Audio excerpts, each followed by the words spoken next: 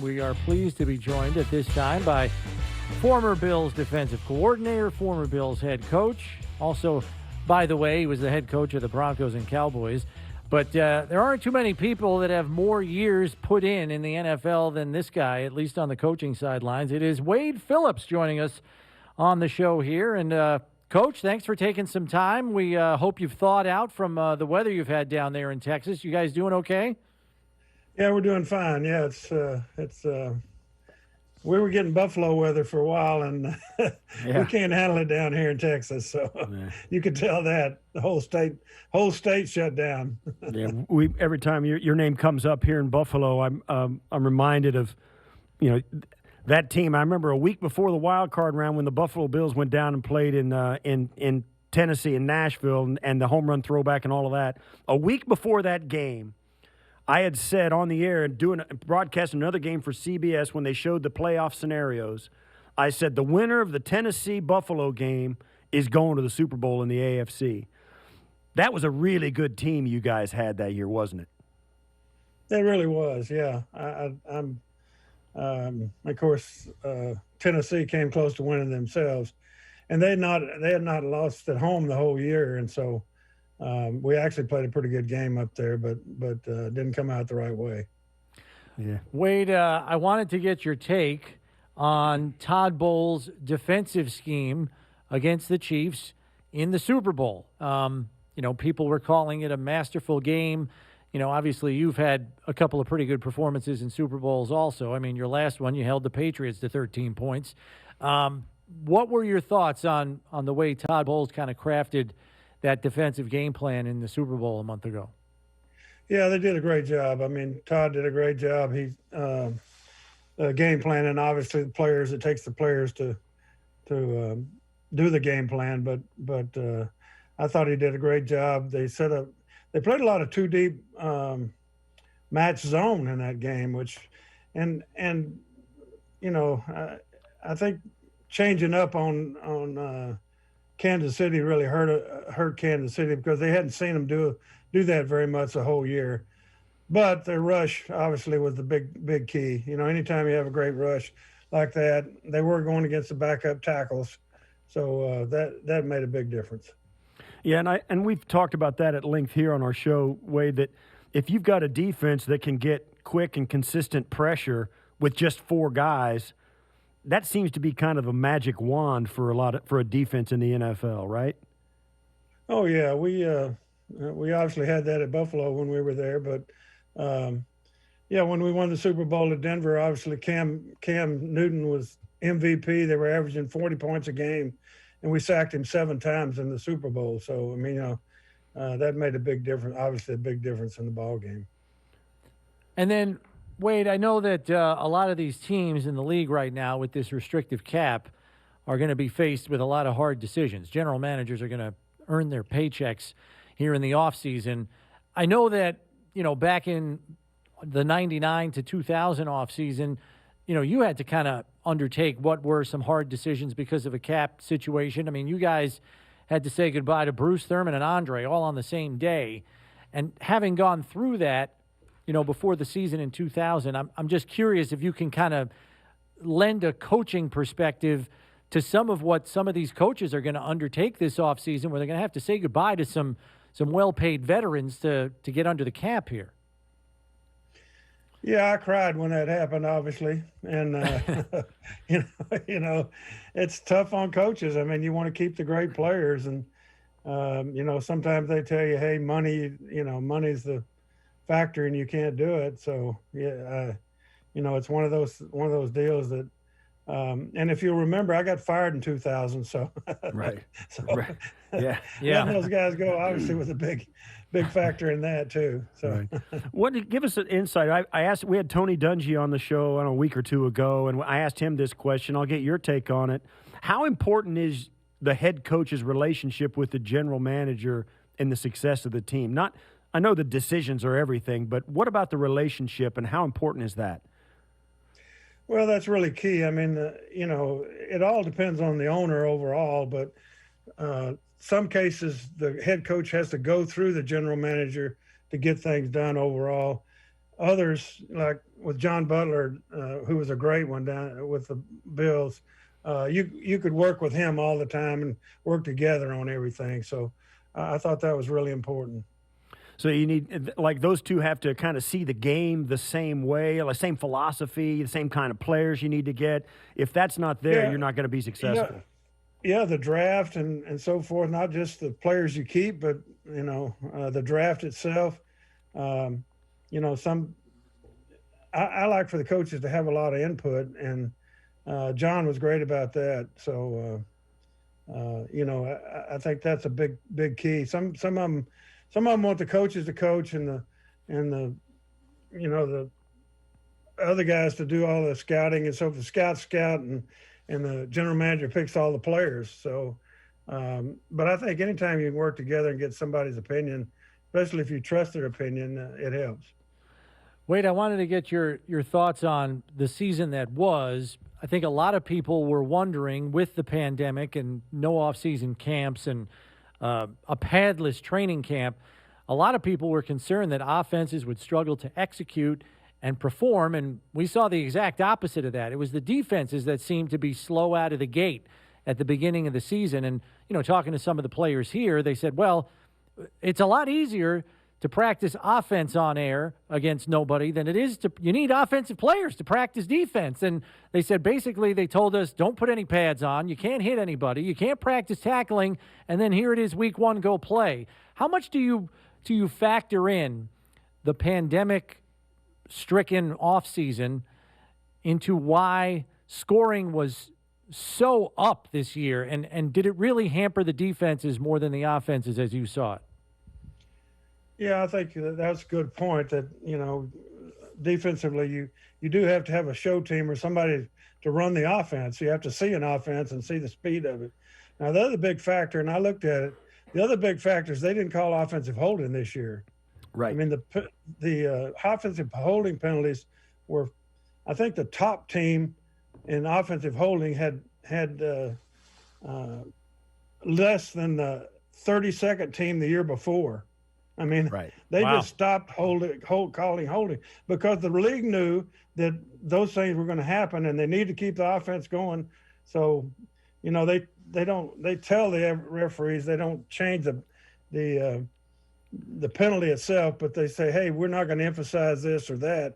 And after a little while, I knew what they didn't emphasize, and it was offensive holding. Right. And offensive holding obviously stops drives. So to have as few as they did, I could see why they scored a lot of points. Yeah, I agree with you. We saw it over the first month of the season. We started noticing that, and the officials, and there was a little bit of the mindset that the officials didn't want to.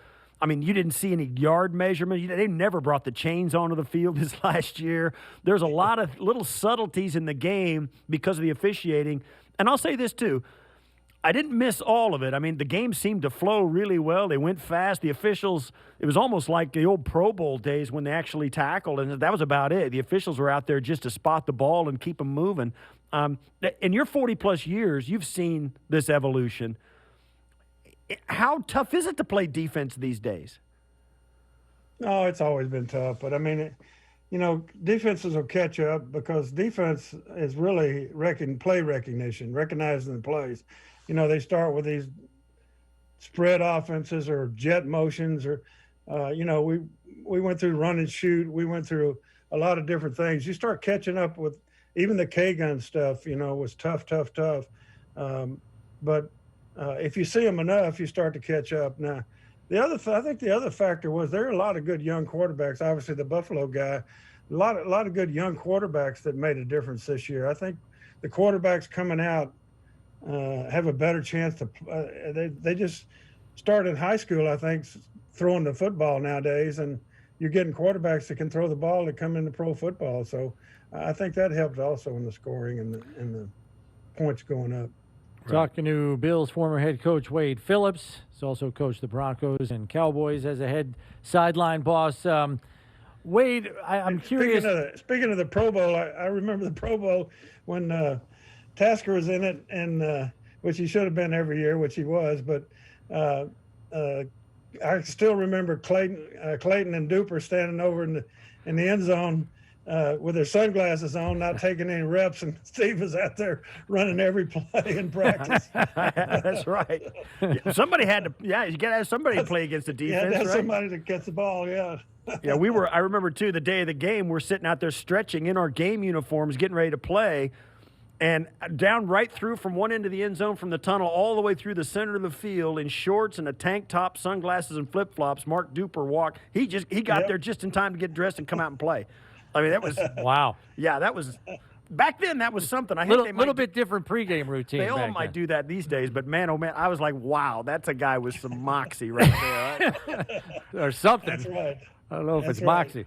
Yeah. I wanted to ask you, Wade, just about J.J. Watt going to Arizona. Okay. And your thoughts about, the defensive system there with Vance Joseph and how successful you feel that marriage could be with J.J. in there, obviously with Chandler Jones on the other side. Yeah, I think anywhere J.J. goes has a chance to be good on defense. I mean, the guy's a phenomenal player, and I think he still can play really well. So, and he fits in, obviously. I mean, he's been in that defense. I think that it's always money, but part of his decision was to be in a defense that he was comfortable in. Obviously, when we had him, he was really comfortable and was a defensive player of the year and so forth. So I think that had a little bit of a factor. You also had a chance during your time to be around Von Miller, did you not? I mean, you watched him play, and he may be a guy that is available all of a sudden, a guy of that stature. It doesn't really happen too often, but what are your thoughts on Von Miller and his ability to help a team, and how much is scheme going to play a factor in that? Yeah, I think Von, whoever, if he leaves Denver, I mean, they're getting a great player. We actually, when I was at Denver, we got DeMarcus Ware that I had in Dallas towards the end of his career. But he obviously helped win that Super. He had 2 sacks in that Super Bowl that we won, and was a big factor. And I think Von will be the same way. He'll still be a big factor wherever he goes. So somebody will be lucky to get him. With the salary cap dropping so low, there's just so many decisions to be made, and it's all about money. Just like we talked about, it's really not their playing ability; it's their money. It's the money. So, all right, the Bills could be in the market for a second cornerback. It's kind of unclear on whether they're going to spend money in the market or just draft one to fill that role. But I know Troy Hill is a free agent. Or is set to become one here this offseason. You have some familiarity with him, if I'm not mistaken. Just what's your description of him as a corner, and how versatile might he be as far as as his game pertains to defensive scheme? Yeah, he's a good player. He is versatile enough to play in the against the slot, so he can play the nickel or corner. And he's got good speed, and he's a good player. He's a athletic guy that I think will do well wherever he goes. So somebody would be lucky to get him if they get him away from the Rams. Obviously, I'm pulling for the Rams because my son coaches there. But, Yep. Right. But It'd be a tough loss for them because he's a player. We were teasing you before we came on the air about Wes. He's now the passing game coordinator for the Rams. It's got to be a family disappointment that he's on the offensive side of the ball. We were kind of chuckling about it, but that's kind of when Sean McVay got that job in L.A. and he brought you in as the coordinator, and he took the league by storm. And then it seemed like anybody who had a cup of coffee with him was considered for a head coaching in the next hiring cycle. What's Wes's? Have you talked to your son? What is his future path in the NFL? Obviously, does he have designs on being a head coach as well, and being the third generation of Phillips men to do that? I hope so. I mean, yeah, he does. I mean, he'd like to be a head coach. He's still relatively young to be a head coach, but although Sean McVay was 32, so right. They're hiring him younger and younger, which is good. So, I think obviously being prejudiced, but I think he's a really good, outstanding coach, and everybody's coached with him. And Sean got him, finally got him to L.A. So, got him away from the Washington football team. So, Right. so he thinks a lot of him too, and so I think his future is bright as far as that's concerned. It'd be pretty. We've had 3 generations of NFL coaches. It'd be neat to have 3 generations of NFL head coaches. Yeah. What's kind of the conversations you have with Wes? Like, does he bend your ear on, defensive scheme and stuff when he's getting ready and things? Because I got to believe. Well, I mean, no. I mean, he's if, gotta be- you're if an your unpaid- dad's an encyclopedia on Right. defense, I you're was going to gonna call say, him up when you're getting a game plan ready. You've got to be an unpaid consultant. Yeah. Right? I got the unpaid part down pretty good. But yeah. No, we talk football, sure. Yeah, we talk. I mean, the league is always changing a little bit, and I always ask him what they're doing different. But and he asked me about coverages or different things like that. So we discuss things.